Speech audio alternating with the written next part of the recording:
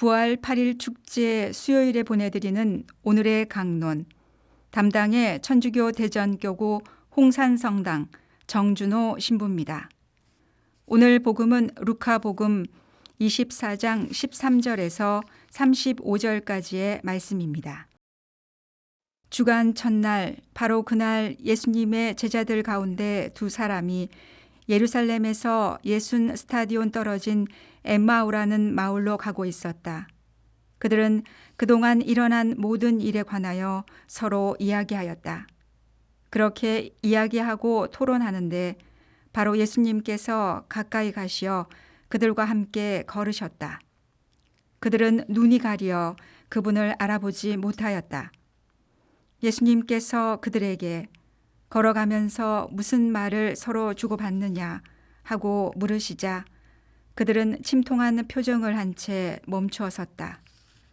그들 가운데 한 사람 클레오파스라는 이가 예수님께 예루살렘에 머물렀으면서 이 며칠 동안 그곳에서 일어난 일을 혼자만 모른다는 말입니까? 하고 말하였다.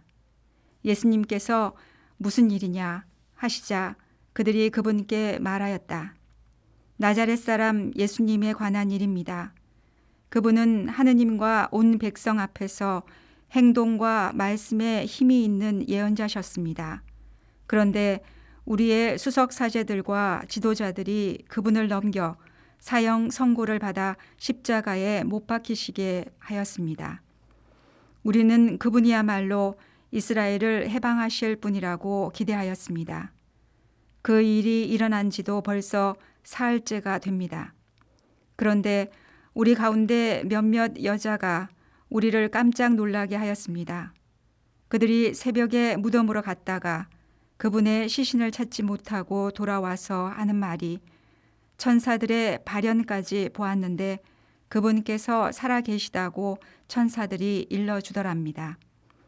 그래서 우리 동료 몇 사람이 무덤에 가서 보니 그 여자들이 말한 그대로였고 그분은 보지 못하였습니다. 그때에 예수님께서 그들에게 이르셨다.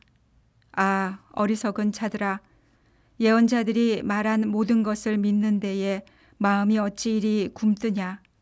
그리스도는 그러한 고난을 겪고서 자기의 영광 속에 들어가야 하는 것이 아니냐. 그리고 이어서 모세와 모든 예언자로부터 시작하여 성경 전체에 걸쳐 당신에 관한 기록들을 그들에게 설명해 주셨다.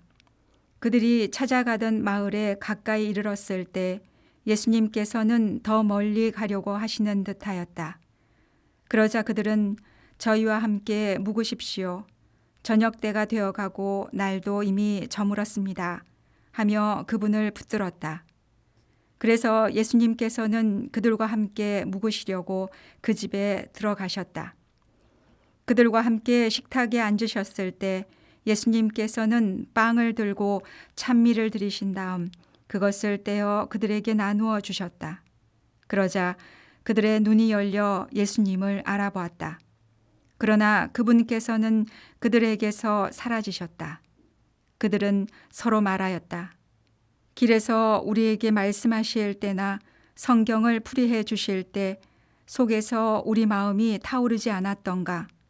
그들이 곧바로 일어나 예루살렘으로 돌아가 보니 11 제자와 동료들이 모여 정녕 주님께서 되살아나시어 시몬에게 나타나셨다 하고 말하고 있었다. 그들도 길에서 겪은 일과 빵을 떼실 때에 그분을 알아보게 된 일을 이야기해 주었다. 대전 가톨릭 평화방송 애청자 여러분 안녕하십니까? 나는 금도 은도 없습니다. 그러나 내가 가진 것을 당신에게 주겠습니다. 나자렛 사람 예수 그리스도의 이름으로 말합니다. 베드로 사도는 빈털터리입니다. 가진 것이라고는 입고 있는 옷, 신고 있는 신발, 여비도 잘 곳도 마땅치 않아 보입니다. 그러나 그는 그 모든 것을 상쇄할 하나를 가지고 있습니다. 그는 예수 그리스도를 가졌습니다. 예수 그리스도께서 자신의 것이고 자신 역시 그리스도의 것이었습니다. 오늘 하루는 이 문장을 기억하며 지내보시는 것은 어떤지요? 나는 금도 은도 없다. 나는 예수 그리스도를 가지고 있다. 나는 무적이다. 그런데 말입니다. 무적이고 예수님을 굳게 믿고 있다고 하지만 그 믿음이 흔들릴 때도 약해질 때도 있습니다. 예수님에 대한 믿음을 갑옷이라고 한다면 갑옷이 아무리 튼튼하고 단단해도 싸움을 너무 많이 하면 해지기 마련입니다. 갑옷을 벗어서 다시 제철하고 재강합니다. 해진 끈이 있다면 새로운 줄로 다시 매듭 짓고 단단해진 갑옷을 다시 입습니다. 믿음이 한결같으면 얼마나 좋으련만 불완전한 인간은 끊임없는 믿음의 단련을 해야 하는 것 같습니다. 그러나 믿음이 한결같아지는 때는 분명히 우리에게 찾아옵니다. 엠마오로 가는 두 제자는 실망과 한숨으로 길을 떠납니다.